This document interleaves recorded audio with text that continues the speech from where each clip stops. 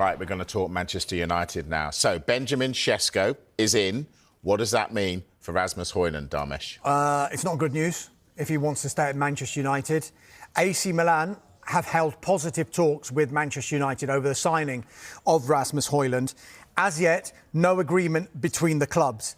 Now, significantly, we're told that Hojlund himself has yet to decide if Milan is the right place for him to move to. And as a result of that, while these talks are going on between the two clubs, Milan are now talking to Hojlund's representatives as well, just to find out that the player definitely does want to join. Because there's no point Milan completing a deal over the next week or two and spending all of that time trying to get Rasmus Hojlund if at the end of that agreement he says, actually, I don't want to come.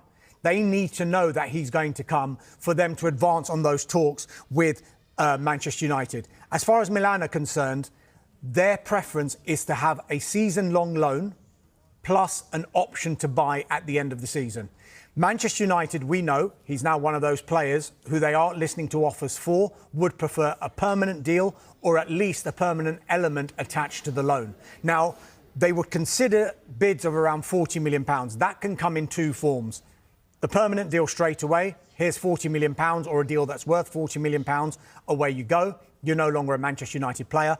Or there's a loan fee involved for the season, which would be about £5 or £6 million, you would think, followed by an option price that they would pay in the summer, next summer, of around £35 or £34 million, hence getting them up to that £40 million. So sure. It is still one that is up in the air at the moment, but I think it's going to be dictated by Rasmus Hojlund. We're talking about Mark Gahey before, holding the cards and he can do what he wants. Manchester United can say till they're blue to him, you're not going to get game time, but it's going to be up to him whether he wants to move or not. Yeah, he knows they don't want him. He's got to go, surely. James, we think Hojlund's going to go.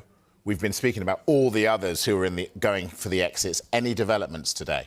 These players have been given a long period of time to try and explore moves away from Old Trafford, but so far it's only Marcus Rashford who's been able to successfully find his way out of Old Trafford. He's moved to Barcelona on loan until the end of the season. Alejandro Garnacho, Tiro Malacia, Jadon Sancho, Antony still exploring moves away. A bit of an update when it comes to Jadon Sancho. There's been plenty of interest in him this summer, nothing concrete, but Besiktas, the latest club to have shown an interest in signing Sancho. The club's president is quoted as saying they will do their best to sign him if Sancho wants to join. And what we've seen back on the back of this is that Besiktas fans, now they see that Sancho is a target, have taken to social media to convince Sancho to join them. They've left more than 5 million comments under his most recent Instagram post. He won't have not seen that, can he? You can't avoid that. Come to Besiktas.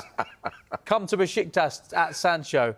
Let's see what happens here. There's no concrete offer there right now. But what this would do if he joined Besiktas, it would end quite an unsavoury chapter at Manchester United, which actually started with Ole Gunnar Solskjaer, who signed him in 2021 for around £72 million from Borussia Dortmund. He is now the manager of Besiktas. And how much would Manchester United love it if Ole Gunnar Solskjaer came in with a decent offer to get Jadon Sancho off the wage bill, get a fee from him, because it has been a really difficult chapter for Jadon Sancho and Manchester United. It's not worked out for a number of different reasons.